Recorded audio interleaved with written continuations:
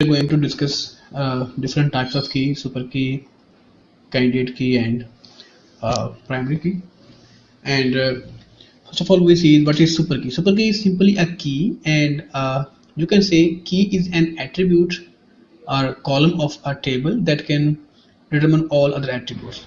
Or in other words, you can say key is a column which can identify each and every row of that table. And another definition of key may be that it is an attribute or column uh, whose attribute closure contains all the attributes of that table. So the attribute closure of the super key would contain all the attributes of the table. And so if the values in an attribute are unique, like the values in this ID column are unique, 1, 2, 3, 4, then this attribute is definitely a key. Think why? Because if the values of a column are unique, then all other columns are functionally dependent on that column. So to further understand this concept, let's see this table. This table has 4 columns: ID, name, email, and password. And this is a functional dependency set of this table. ID can determine name, email, password, and name can determine email. So here we see the attribute closure of each and every attribute. Here the attribute closure of ID is ID can determine ID itself, and ID can determine name, email, password. So ID can determine all the columns of this table.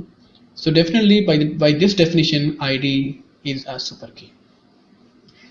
But the attribute closure of name is just name and email, and for email it's just email, and for password it's just password. And here are the different super keys of this table. If you combine all the columns of a table, then definitely it becomes a super key, because from that composite key you can identify each and every row of that column.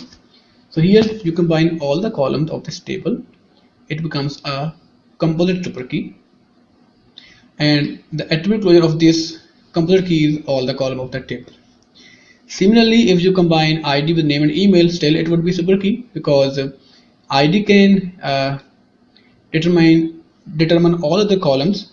So combining name and email with it will have no impact. So ID, name, and email together become super key. ID with name also becomes a super key, and I individually is also a super key.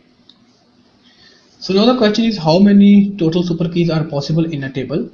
So imagine if every column of a table is unique, then the possible combinations of all the columns of that table are the number of super keys of that table. So here let's see, if a table contains 5 columns and all columns are unique, then these would be the number of possible combinations, and in this case it becomes 31. So in other words, you can say 2 raised to power number of columns minus 1. So you can say 2 raised to power 5 minus 1, it would be the 31. Next we see candidate key. So candidate key is a special type of a super key which cannot be further simplified. So the most simplified version of the super key is the candidate key. The other definition may be, if the subpart or subset of a candidate key of a super key is not a super key, then it can be called a candidate key. So if the subset or subpart of the candidate key of the super key is not a super key, then it can be called a candidate key. So if you take the proper subset of a candidate key, it must not be a super key. Like in above example, you can see the composite key ID, name, email, password is a super key, but the subset of this composite key, that ID, is also a super key. Then you can say that this is not a candidate key. However, ID individually is a candidate key because its subset is not possible. It's definitely a null value. So it is a candidate key because you cannot further simplify it. To further understand the concept of candidate key, we take another example. let's see, here we have a table with the 5 columns, and these are the functional dependencies of that table. W can determine X, X can determine Y, and Y can determine Z. So here, to start with, we can simply combine all the columns of this table, and that composite key would be definitely a super key, because we can determine all the columns from that composite key. So if we combine all the columns of this table W, X, Y, Z, and A, it is definitely a super key because its attribute will contain all the columns. Now we have to simplify this super key to find the candidate key. So here we perform the simplification step by step by keeping in mind this functional dependency set. So here you see that if you have Y, you can determine Z. So using this functional dependency, you can remove Z from this super key.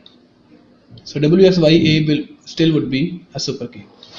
And next you see, if you have X, you can determine Y, so you can remove Y as well from here.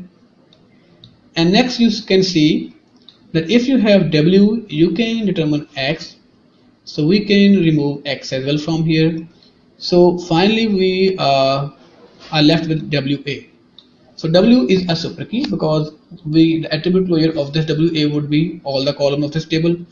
Now we have to meet the next condition, that the proper subset of the candidate key must not be super key. So the proper subset of this would be W and A, and we see the attribute layer of W is WXYZ. It is missing A, so it is not a super key, and the attribute layer of A is just A, so it's not super key. So we can safely say that WA is a candidate key. And finally, primary key. Any candidate key that can be set as primary key.